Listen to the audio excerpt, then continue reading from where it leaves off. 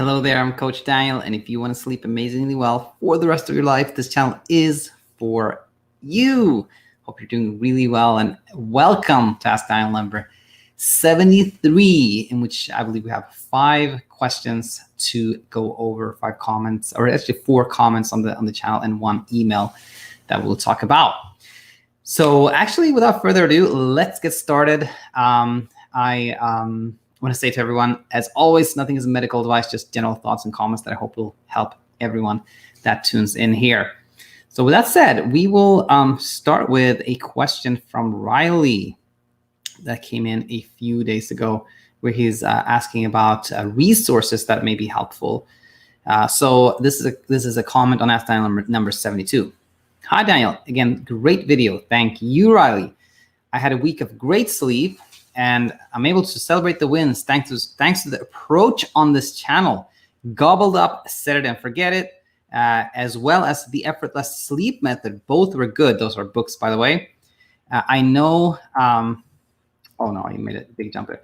I know as I begin to sleep better and grow in confidence, my input of education tools likely needs to decrease and normalize, but I'm still interested in the subject and fascinated by the abundance of misinformation about it as I think of what resources to recommend to others. So I'm curious about book recommendations. What books would you recommend on sleep, insomnia? And if you're willing, what caveats do you have about them? What books would you not recommend? I think this is a super pertinent question, as again, there is a myriad of information out there, and not a lot of it is good. So I'm gonna comment on some books that I think are really good, and Riley already mentioned one that I think is fantastic.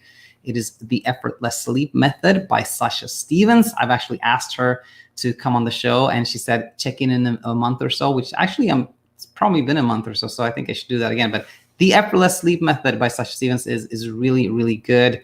It is kind of tough love, like I think she herself had insomnia for like 15 years or so, and so I think she really wishes that somebody would have told her what she writes in her book is like, you got to do this, no excuses, like just got this. So it's it's kind of a little bit tough love like that, but I think it's a fantastic book, very insightful. I've learned a lot from her, and then my own book, Set It and Forget It, I think is really good as well. Riley has read both of them, and he said both were good. Now, what else is there out there? Well, Sasha Stevens has written another book, which is called Bedtime Stories for Insomniacs. And that book is really kind of a compilation of emails that she sent out to people that follow the newsletter that she had at some point. And it is very insightful. It's kind of like it's non-linear. You can read any chapter at any point, and it's just soaked with really helpful insights that I think a lot of people will really recognize themselves reading that book. Bedtime Stories for Insomniacs is really, really good. She has written another book, by the way, called The Effortless Sleep Method Companion, which I think had solid insights there, but not, in my opinion, as fantastic as her other books, The Effortless Sleep Method and Bedtime Stories for Insomniacs. Now, if you're looking for a book on like a CBTI book that is good and written in a more like academic style, in a little bit more professorial style, then I do think Greg Jacobs' Say Goodnight to Insomnia is very good. It's a little bit drier than the other ones, but I think it's very solid as well. And I want to mention Guy Meadows' book, The Sleep Book, which is book based on what I call ACT. I talked with somebody the other day who called it ACT. So it's probably the correct way to say it is probably to say ACT, acceptance commitment therapy. It's sort of like that approach to insomnia is sort of like a mindfulness or metacognitive therapy, meaning like you instead of like becoming engaged with your thoughts, being really worried and taken on this journey with your thoughts that is not helpful to you, to learn how to distance yourself from the thoughts, not be attached to them, etc. But I think that's a really good book, The Sleep Book by Guy Meadows. And I think that is those are my top recommendations for good books. And then the one that I want to mention that I do not think anyone should read is Why We Sleep by Matthew Walker. I couldn't get past the first page. Really, it was so alarmist, and there's nothing to back up the claims he makes in that book. And thankfully, thanks to Alexei Guzey, that book has been, in my opinion, completely discredited, because Alexei Guzey, he only went through the first chapter and he found it riddled with error, misinformation, exaggerated statements, etc. So I think that is not a good book. So Riley, thanks for that question. Hope that helps. And by the way, some quick little points here I want to say is I think you're absolutely right. At some point it is good to kind of forget it. As I say, instead of forget it, like just leave the world of insomnia and enjoy your life. But if you're doing better and better and you're interested in the subject, I see no problems reading some more books on this topic. So very, very good. Now that said, let's move along here and jump to our next question, which is from this is from Neil. Yeah, this is a comment on Ask Daniel number 72 as well. Let's read it together. Hi Daniel, dear friend. Hope you're doing well. Thank you. I'm doing well, and thanks so much for staying in touch and for all the support, Neil. I have a question that I believe you can give me the best answer to. I suffer from insomnia for the past 20 years. Comes and goes. Most of the time I'm doing well, especially after finding you and your channel that made me understand sleep and be less anxious about not sleeping, which has helped me relax and sleep for 6-7.5 hours every night, with waking up once a night or sometimes not at all. Sometimes there are things that trigger thoughts that bring back the fear, and then I have difficulties falling asleep again. For example, yesterday I went on Facebook. Someone in some kind of local fathers group wrote, "How addicted are you to nap between 2 and 4 p.m.?" There were around 100 comments that most of them were on how they all nap for 2 hours to 5 hours during the weekends and sometimes during the week. And I started to have thoughts of, how come I never nap on the weekends? And just the thought of trying to sleep will make me feel anxious.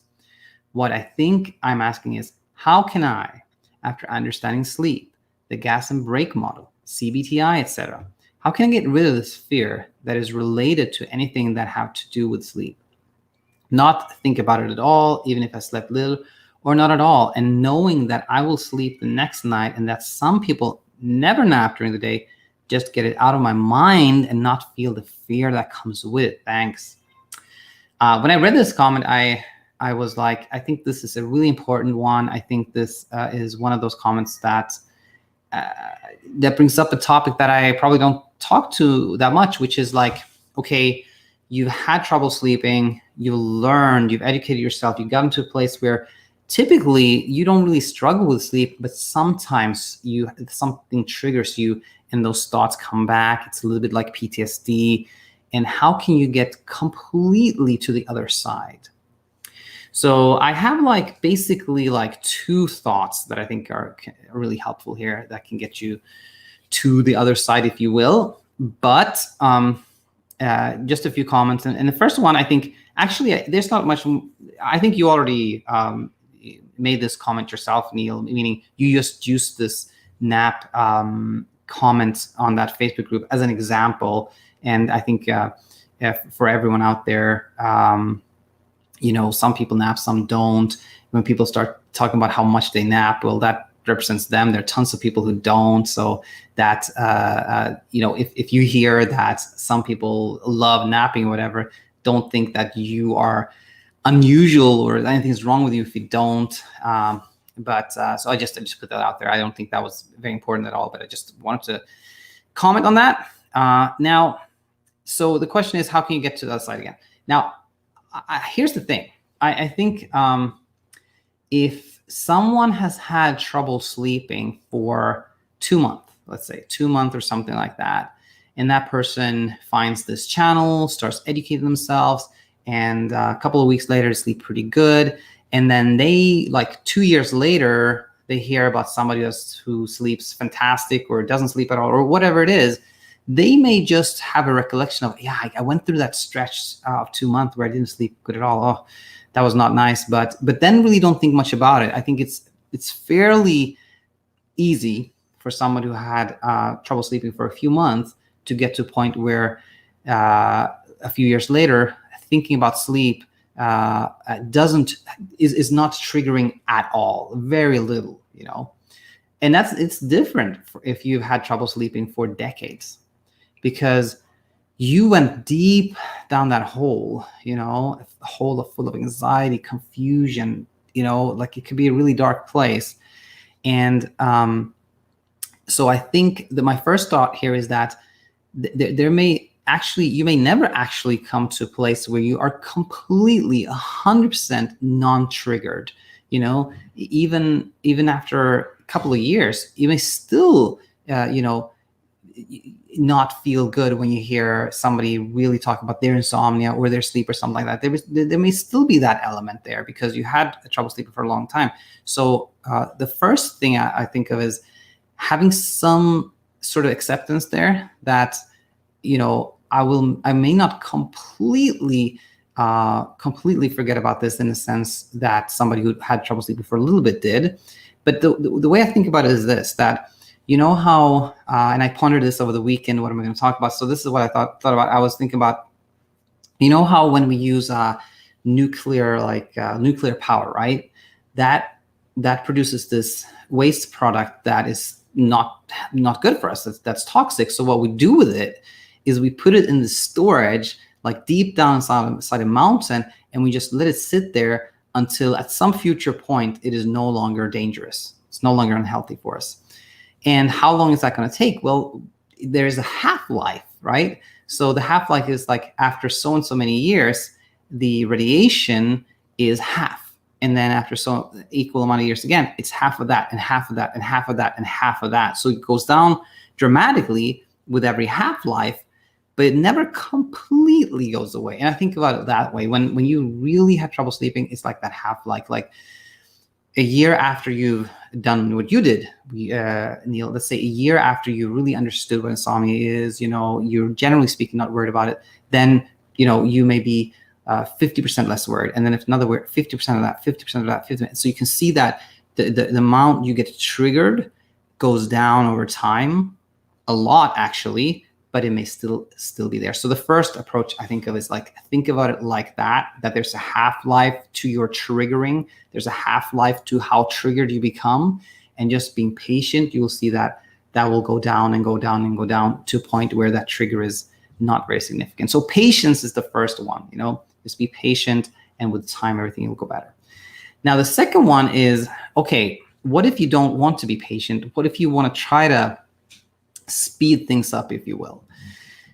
Well, if you want to go down that path, then I think what could help really is kind of a radical path of acceptance, a radical path of visualization, if you will, where you visualize the thing you're afraid of, so that you show yourself that you don't have to be as afraid of it as you think you need to be, or that you are.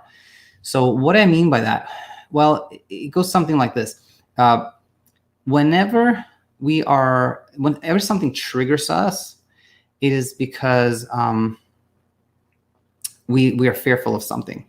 And the more that fear is, the more we're trying to resist the thing we're afraid of, then the more power it continues to have over us. So, in this example, for example, you hear about some people napping, that makes you think of the insomnia you had, and somehow that triggers those memories, and you think about I don't want to go back to that place, and there's maybe that what if I go back to that place, etc. And that worry about going back, that makes you have trouble sleeping again, and it takes a while until you're better, and then you still have that kind of lingering fear. So when you are in that place where you're something has triggered you, instead of trying to avoid it or trying to resist it or trying to just kind of calm yourself down and etc., then go there instead. Think about, okay, I'm going to imagine what will happen if I have trouble sleeping again. I'm going to really truly imagine myself going to a place where I have a lot of trouble sleeping again. I'm going to see it in my mind. And when you do that, when you actually go to that place where your fear comes from and you visualize it, as triggering as this may sound, you may very well find that, okay, I'm seeing this, I'm seeing what happen, and guess what? I'll be okay with that. I'll be fine. That is, I don't have to be as, I don't have to try to avoid that as much as I can. So if you go to that place, then you will find that, you know, what I said in some other episode, when you're willing to experience X, you neutralize the fear of X. So when you're willing, I know this sounds very triggering, but if you're willing to experience insomnia again, then you lose the fear of insomnia. So that's the way to kind of propel yourself forward if you want to try that path. But if that path sounds kind of triggering, you're like, I'd rather not go there, then use the patience one, you know. So I think that those are my main thoughts on this one, Neil. Let me know how this sounded. I know you have studied this channel, other channels very well. So I was really trying to come up with something helpful here and something that made sense. So anyway, let me know what you thought, Neil, and thanks so much for all the support. Okay. Oh, Riley's here. Anytime, Riley. Thanks so much for your support. And I see Rajdeep is here too. And Rajdeep, if you're still here, stay on. I have your question coming up like really soon, actually. Okay. So let us move forward then. I think it might actually be, oh, there it is. There it is from Rajdeep. This is from Ask Daniel number 72. So Rajdeep wrote the following. Hey, Daniel, please help me. I started sleep restriction 2 months ago. I was doing good, but something happened last week and it's going totally wrong now. Last week I had 2 bad nights. I was able to bounce back, but this week, the last 2 nights, I got 0 sleep. I feel very sleepy from the evening, but after I went to bed, my sleepiness completely gone. I go out of bed, then coming back, but 0 sleep. I fear that I will go back to pills. Please help me. Rajdeep, I'm very thankful for this comment. I think you bring up something very important here, and let's spend some time here.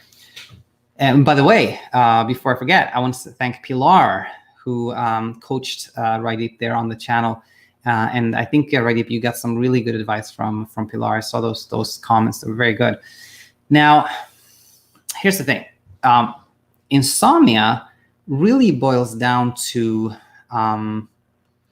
we can describe it in many ways. You can say it's the fear of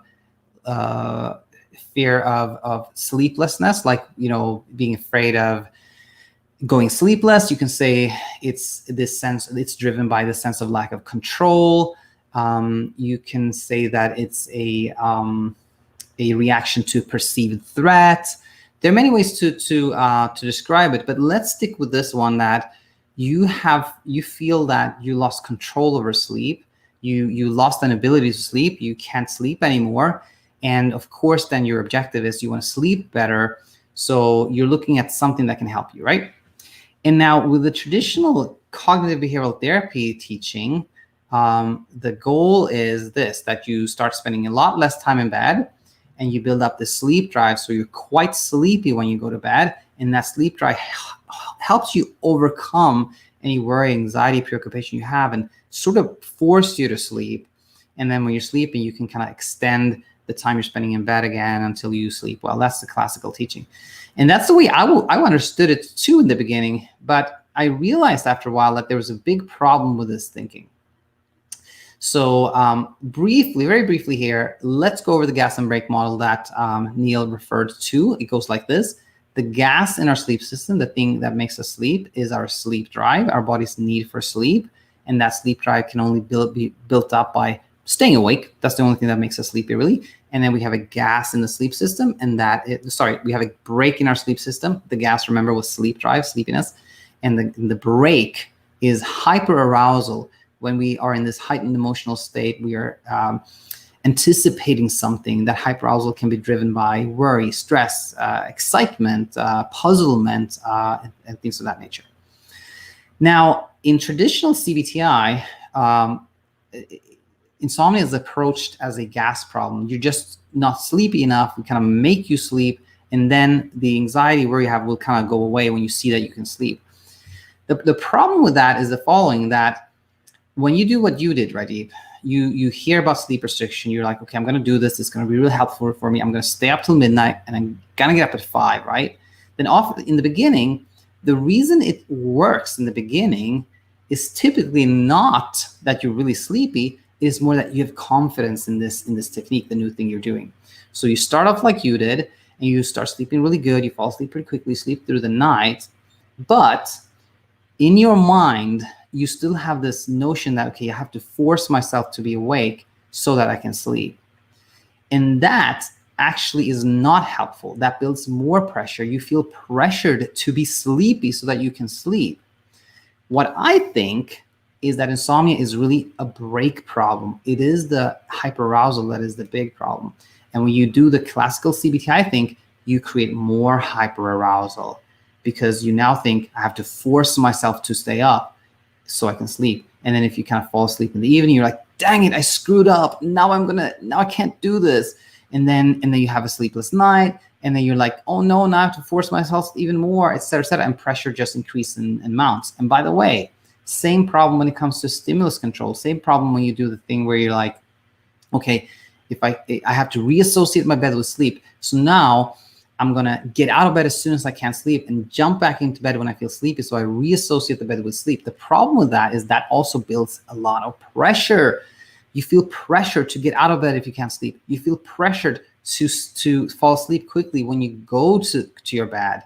So both those classical CBTI things, sleep restriction and stimulus control, I think are not good at all. I think they create a lot of problems. So I think the reason why you saw that you slept good in the beginning, Rajdeep, was that you believed in this new technique. And the reason that it didn't last was that technique actually didn't serve you well. It just built more pressure to sleep. So what should you be doing? Well, I think education is key. I think it's more important than anything else. I think you really need to understand how sleep works. What is insomnia? Why do I have problems sleeping? Because guess what? When there's no mystery there, where there's no pondering, wandering, and no questioning it, that will reduce that break a lot. So that's key. So I think spend time on this channel, review all the recent posts, review success stories, and you will start understanding what is happening, what's been going on with you. So I think that's number one. And so in terms of like more practical things, what should you be doing? I do think that it's good to get out of bed, get out of bed, let's call it, about the same time every morning. Let's say you pick 6 in the morning. You don't have to be like rigid, but 5:45, 6:15, something like that. I think if you feel really, really comfortable and and you feel like, I would sleep a little bit more, that's totally fine. On the other hand, if it is like 5:45 and you're like, I want to stay in bed so I can sleep more, I got to chase sleep, I got to get more sleep, then get up.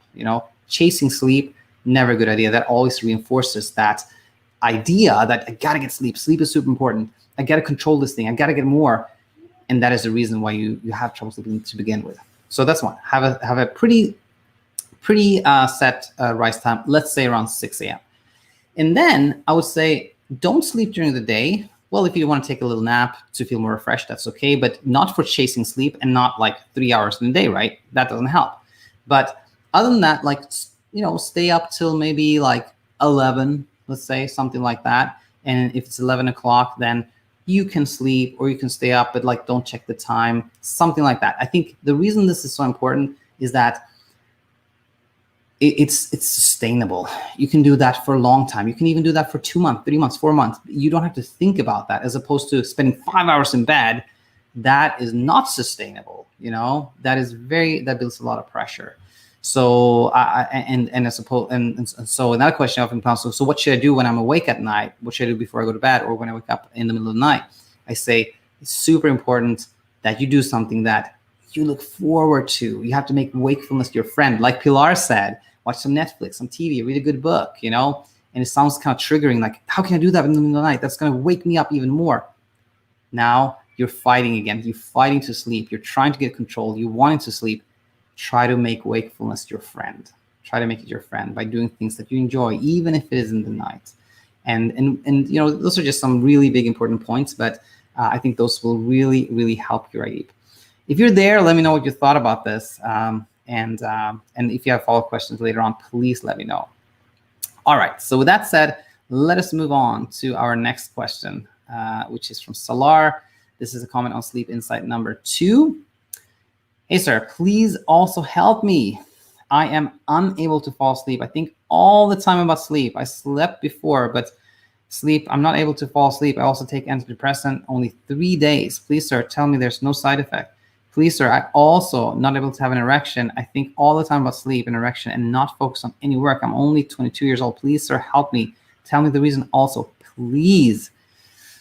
Salar, I'm very, very sorry to hear this. And I sense the desperation here. And I think the most important thing to say here is this, that I think of sleep as or insomnia, let's say, as a two-part problem, let's say. You have the trouble sleeping is one portion, and then you have the desire to sleep, which is another portion. So typically how insomnia starts is this: something happens, there's some stress, some preoccupation, some worry, something changed, a health scare, you had a baby, something happened, right? That's a circumstance, and that triggered some trouble sleeping. So let's say the circumstance triggered trouble sleeping. That is nothing strange or unusual.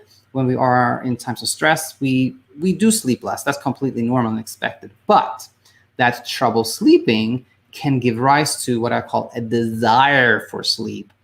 And that, hi, Christopher. That when I say desire for sleep, it's not like I would like to sleep well. Everybody does that. When I say desire, it's like kind of what you're describing here. I want to sleep. I'm thinking about sleep. What can I do? I'm trying to figure it out. I'm trying things. That's like you got a desire for sleep. Now, here's the thing. You have trouble sleeping, and that can trigger this desire for sleep. The desire now triggers more trouble sleeping, because sleep is a passive process. When we're worried about sleep, thinking about sleep, wanting to sleep, obsessing about sleep, we get less of it. So the desire to sleep causes more trouble sleeping, which now causes a stronger desire to sleep and more trouble sleeping and a stronger desire. And now you're stuck in this insomnia path. You can illustrate it like this: like the desire for sleep causes more trouble sleeping, increased desire, et cetera, et cetera. And now the natural thing to think is like, okay, how can I just get rid of the trouble sleeping so that my desire for sleep decreases and I'm good? That's kind of the intuitive thing that pops up in your mind. Here's the hard reality of this, is that is impossible, because the desire to reduce the trouble is exactly why you have so much trouble sleeping. So you have to reduce the desire to sleep. You have to understand what's going on by, as I said to Rajdeep, educate yourself, spend time on this channel, figure out what applies to you, learn, okay? That decreases the desire. Try not to experiment, try not to try things to sleep, because the more you try, the harder it gets to sleep. So try to, as much as possible, to do little. Educate yourself, do little, spend maybe give yourself about 7 hours to sleep, maybe get up at 6, maybe go to bed around 11, and etc. Don't give yourself more time. Don't try to catch sleep during the day. That also reduces the desire. So reduce the desire for sleep, then you'll have less trouble sleeping, then your desire will go down, and the whole thing will be reversed. As for erection, I can't say anything else than that. Hey, Rajdeep, glad you're here. Erection, I can only say that it's very similar to insomnia, meaning it's one of those things that the more you want, the harder it gets, So I think a lot of what you learn about insomnia, you may very well be able to apply there. So that's my comment on this one. All right, so I hope this was helpful, and stay in touch. Please let me know if there's any follow-up questions. All right, and the final question here is from Thea, and it's actually 2 emails that we'll go over here. Let's read this. Hi, Daniel, it's Thea again. I just wanted to talk about my sleep situation very quickly. I'll start with saying that I'm in a much better place than the last time I wrote you an email.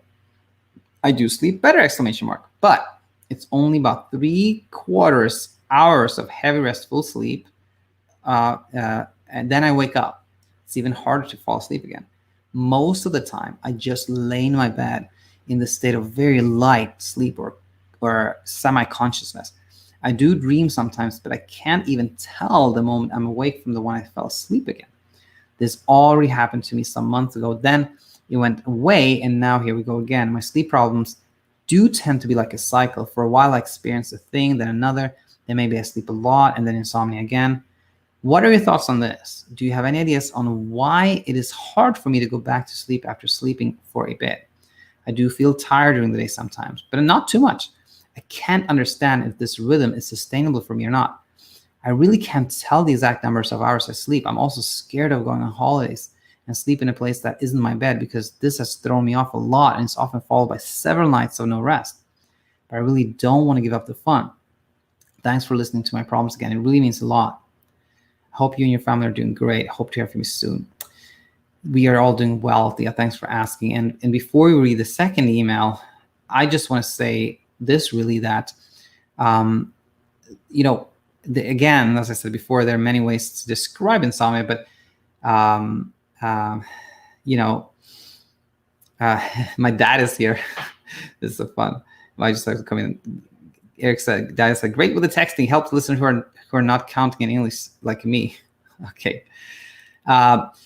So again, there are many ways to describe insomnia, but that said, if you look at it as like trying to escape a perceived threat, or trying to control something you can't control, or fear of wakefulness, however you describe it, like the thing that drives it is always hyperarousal, that heightened emotional state that is an anticipatory state. It's kind of, imagine when we were living like in the wilderness and we heard like some weird noises around, we'd be like, we gotta be ready. Something's about to happen, right? We're hyperaroused because of anxiety in this case. It's a safety thing. Or hyperarousal could be because of excitement, like a little kid, like it's Christmas tomorrow, and they're like hyperaroused. They're like, oh, I can't wait, something's gonna happen, I might get this, I might get that. Hyperarousal is always what drives insomnia. Hyperarousal causes all these things that I call hyper events. And what are some examples of that? Well, one is what I call hypersleep, when you have like very superficial sleep, you barely know if you're awake or not, and in very vivid dreams often, the semi-conscious state where you can hear everything going on. You're not sure what's going on actually, if you're asleep or not. I call that hypersleep, caused by hyperarousal. We have time traveling, which is caused by hyperarousal too, where you're like, you're certain you didn't sleep, but suddenly it's like 2 hours later, or 4 hours later, somebody tells you slept. Whoa, time traveling. You have hyper jerks, where you're about to fall asleep and you jerk, and those jerks can actually happen during the daytime too, because you're so hyper aroused, just like a sprinter, right? That is like ready to go when they shoot that pistol and they jump. Somebody sneezes, they just jump. Like you have those jerks. Like that's another hyper event. And what else is common? Oh yeah, the hyper. I call it hyper. You're hypercharged. You sleep like almost nothing, but weirdly you have energy during the day. You're not that sleepy. You're hypercharged. So I think a lot of what I read in this email sounded like hyperarousal. So the question then becomes, okay, this sounds like it's hyperarousal. What do I do about that? Well, just like insomnia, it's like the more you do something with a direct intent of, and Christopher, by the way, I see your questions. I'm going to get to them in a second. The more you do something in that intent, like, okay, I've got to get rid of the hyperarousal. I'm going to start meditating. I'm going to start yoga. I'm going to start, all of that is going to make you more hyperaroused, because you're trying to avoid it, resist it. You're trying to fight it. You're applying fight or flight, which is, again, the whole reason you have insomnia, have hyperarousal, is that your mind is deploying fight or flight. So you have to go in the other direction.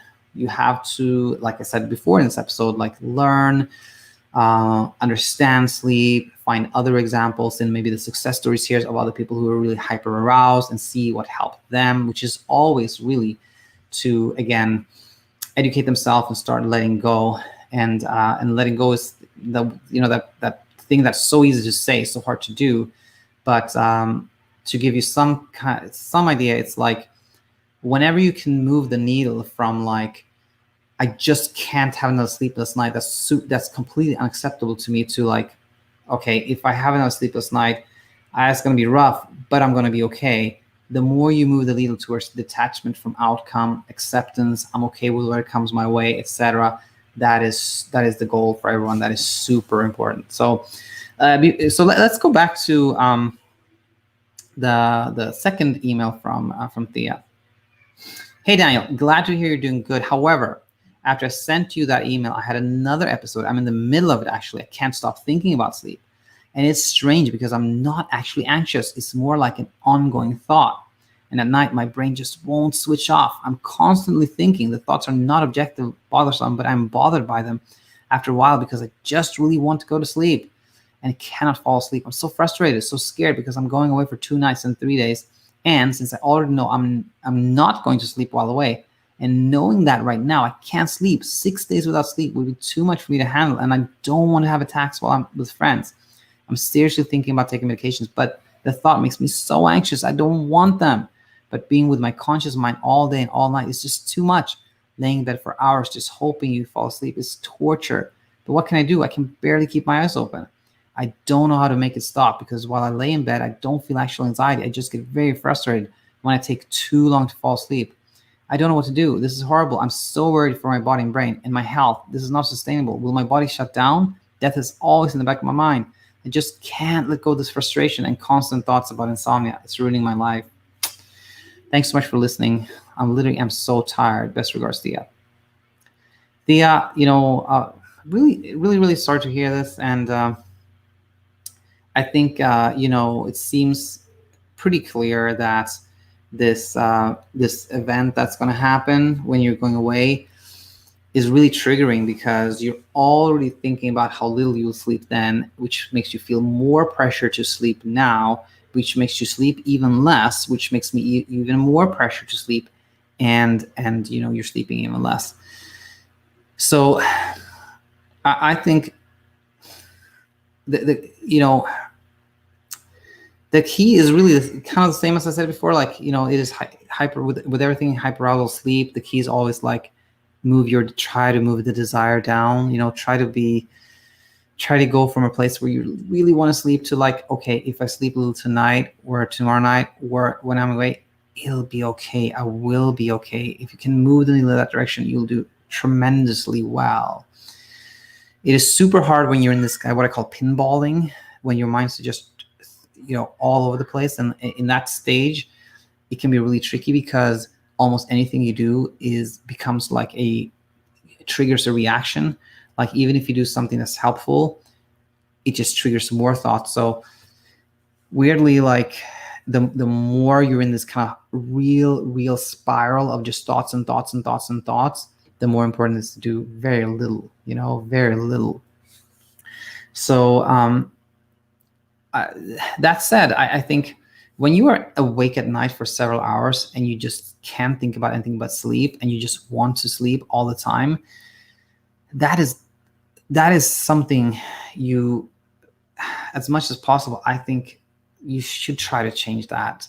No matter how anxiety provoking it is, I think you should really try to change that pattern, like by really anything that you can do at night that is not just trying to sleep will really help you. And if it is like listening to a nice podcast or reading a book or doing something creative or writing or anything like that, just try to break that cycle any way you can. But again, I know it's so hard, but it can't become an effort either, because if you're doing something and you're like, this has to break the cycle, I want to break the cycle, I got to break the cycle, then you're going to reinforce the cycle. So as hard as it is, it is always about shifting attention. And another thing that I thought about here was that, the same thing applies to thoughts. When you have a lot of racing thoughts, the more you don't want to have those thoughts, the more of them you have. So, trying to take a step away from them, just listen to your brain without engaging, not judging yourself, not being hard on yourself. That is super important. And if you can do some education, if you can listen to more episodes here, and just for learning purposes, that can also help. And I totally sense everything here. the anxiety about taking medications. You don't want to take them, but yet you have this, what I call like conflict of interest. You want to sleep, but you don't want to take medications. I'd say again, hang in there, do as little as possible. If you feel you're in the mood or mindset where you can like do some education, good. If you're not, then just try to sit with it. Try to just allow whatever happens to happen to you. And when you feel it's not as intense, then try to do something that at least brings you joy, something that you look forward to, and things of that nature. So I know I was kind of rambling, but I was really trying to give you things that you could work with. And as for health, we talk about this every now and then. Despite what you always hear, there's no evidence that short sleep or insomnia causes any health problems.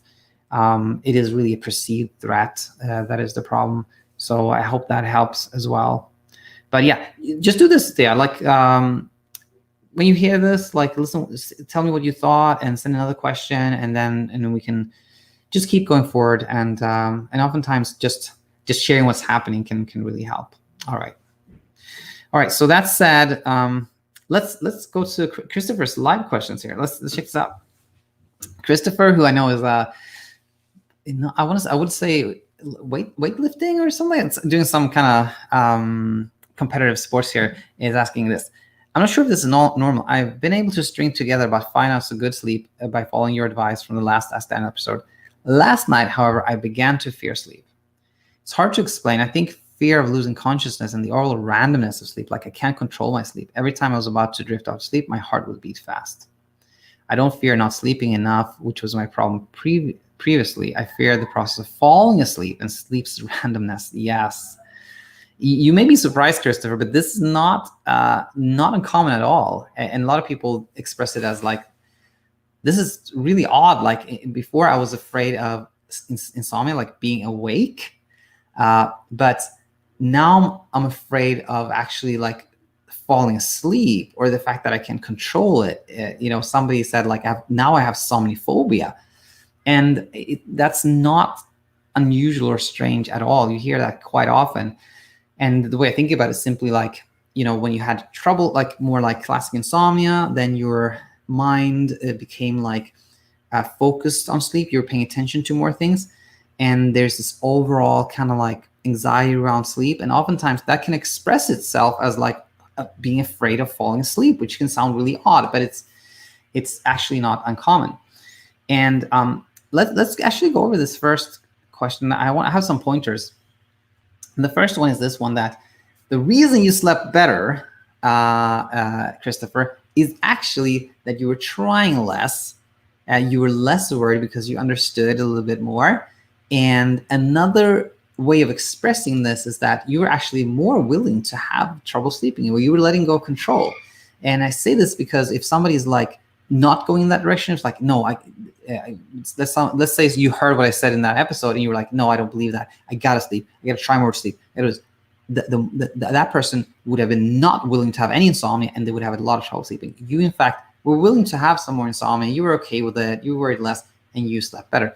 And what I'm going with here is that when you say like I was able to string together about 5 nights of good sleep, that immediately triggers my spidey senses, because I think you are going in the direction of like, I was able to sleep. I managed. I could do it. You're thinking of it as a skill, and that you're somehow getting a grip. But actually, what happened was that you were willing to lose the grip, and sleep started coming to you. That's why you slept so well. And that is also, I think, where you should be going. Meaning, hard as it is, we all have to accept that there are things we have no control over, including sleep. And that is really hard. Like that can seem really frightful and anxiety provoking when you have trouble sleeping. Like, but how I need to sleep, like I'm sleeping better, but I still want to sleep even better, or I'm going to get back to where I was before. So I want some kind of control, but that is the path towards more insomnia. It is truly when you're like, okay, I was able to let go of some control, and that's why I slept better for these 5 nights. And now I'm going to take that a step further, and I'm going to try even less to have control, and you will sleep, you will see that comes to you. And same thing with this kind of fear of the process of falling asleep. just knowing that that is very common. I hope that helps you fear that less. And another thing is, you know, when that happens, if you're kind of like, it's time to go to bed, and you have fear that something will happen, or that you'll wake up or whatnot, that whole process scares you, then try to just during the day visualize it, think about yourself going to bed, and like and think of like what's going to happen. And when you see it, you know, when you're like, okay, I might be kind of afraid of falling asleep, but then I probably fall asleep later at some point, or maybe I will have a night where I'm kind of quite sleepless. But then you're going there, you're not resisting it, you're thinking it, you're seeing it in your mind, and that can really help reducing the fear. As we said before to Neil, when you are willing to experience X, you neutralize the fear of X. And when you're willing to, in your mind, and for real life, for real too, but you can start with your mind. If you in your mind are willing to experience the fear of the process of falling asleep, if you can visualize that, you really can neutralize the fear of that. So I think my big thing here, Christopher, is that this is nothing unusual or strange, and try to just like let's go even more, come to peace with the fact that you don't have control, and sleep will come to you. All right. So yeah, with that said, I want to thank Christopher, my dad, Rajdeep, Riley, everybody who commented, and everybody who sent questions as well. And I'll be back tomorrow with more. Until then, take it easy.